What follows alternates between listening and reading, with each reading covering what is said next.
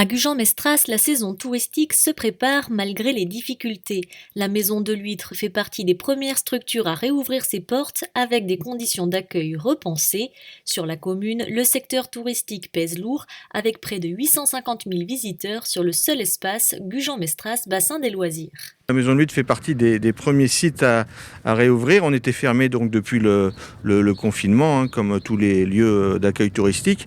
Et on a réouvert au public le 11 mai, après avoir bien réfléchi sur les mesures de protection sanitaire à mettre en place avec l'ensemble de l'équipe de la Maison de l'Huître. Une année normale, on va accueillir 25 000 visiteurs, c'est-à-dire on peut avoir simultanément dans le musée environ 90 personnes.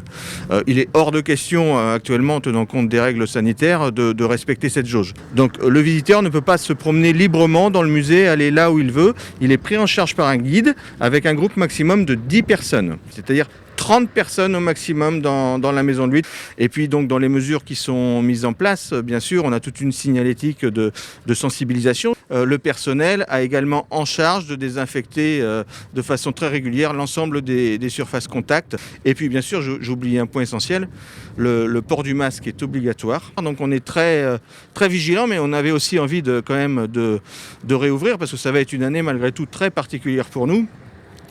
On estime qu'on va perdre quand même à peu près 50% de fréquentation parce qu'à cette période-là de l'année, on a beaucoup de groupes scolaires, des autocaristes.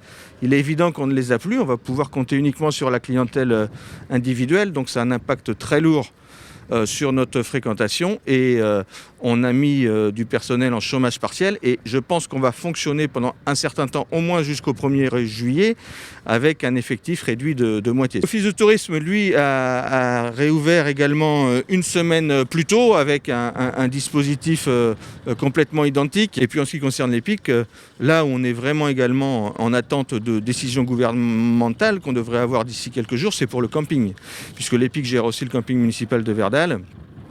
Là, la problématique elle est encore différente parce qu'on a un bloc sanitaire à gérer, du locatif, des espaces communs, la réception. Donc on a défini déjà tout un protocole d'accueil en lien avec les instances professionnelles.